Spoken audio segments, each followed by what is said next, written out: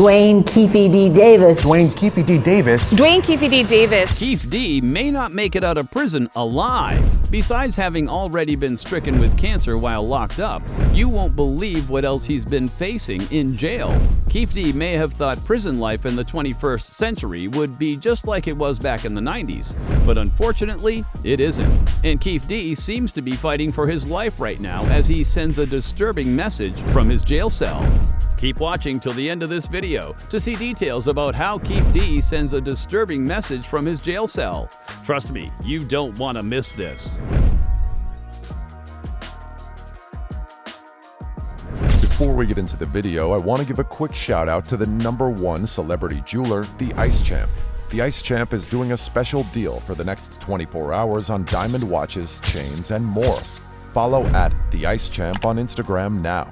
Keefe D sends a disturbing message. There's no doubt that right now Keefe D wishes that he would have kept his mouth shut over the years instead of writing a memoir or granting a bunch of interviews to talk about his involvement in Tupac's death. Since Keefe D's arrest back in September, he likely has not had one good night of sleep. He's been full of anxiety that he'll end up being convicted for the rest of his life, or even worse, end up dead.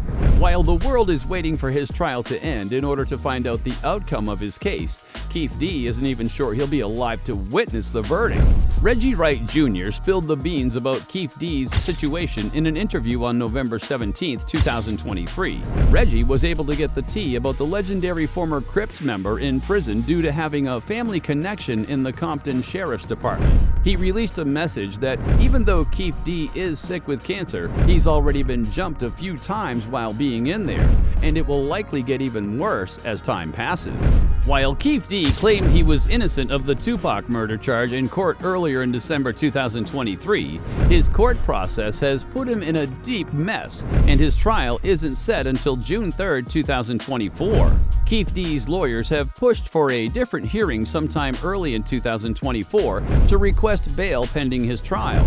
Retired Detective Keefe, who was a major player in the case years back, also revealed in an interview that he believed Keefe D would be having a terrible time in jail as he would be labeled Tupac's murderer. Keefe maintained his stance that Orlando Baby Lane Anderson was the shooter who ended Tupac's life in 1996.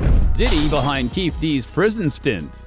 Diddy's name has always been linked to different crimes, but Tupac's murder was one of the major ones over the years. And with the update that Keefe D is going through a rough time in prison, people couldn't help but point fingers at Diddy, saying that he's trying to take Keefe D out of the picture to avoid having any witnesses testify against him.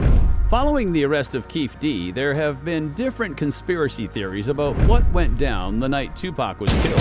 One of these theories distinctly stood out because of a 3-hour recording of Keefe D's admission to the crime that came from the LAPD archives was revisited.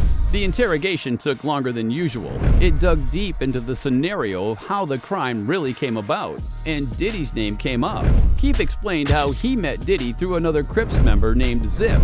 Keefe told about how he got on Diddy's good side when he lent his car to Diddy to use when Usher's first music video was shot. Keefe said, "We met the boy Combs at he gave a BET party or the BET Awards. It's like 92 or 93. After a few sentences talking about the day they met, he said in the interrogation, "Yeah, that's the first day I met Puff. And after that, they used my car in the video." Keefe was asked about the model and color of the car he was talking about, and he said it was a Chevy I had, brown color. It was Usher's video and Puff was driving the car. The interrogation continued as the detectives asked Keefe about when the beef between Death Row Records and Bad Boy Entertainment started. The detectives thought the beef had started when the separate label members just started to run into each other around town, but Keefe replied, "No, it started when they went out to that awards show."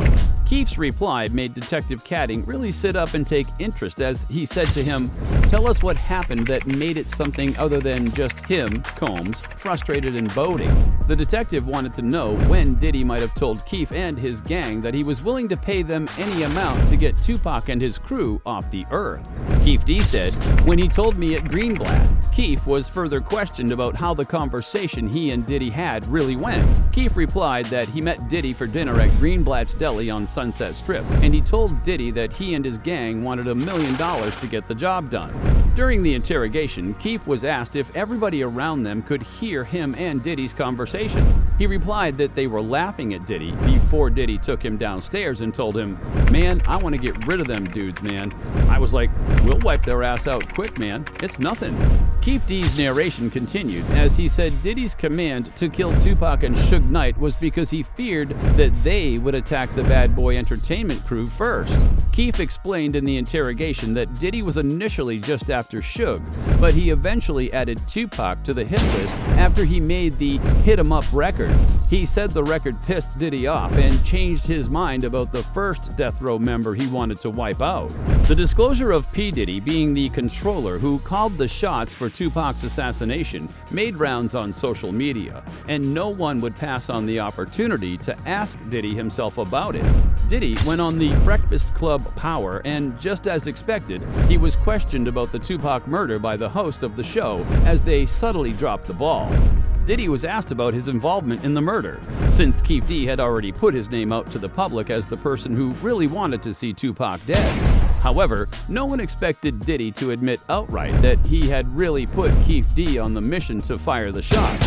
Diddy chose his words carefully as he replied to the Breakfast Club host that he appreciated that they were doing their job by asking him about it, but he was also quick to deny being involved.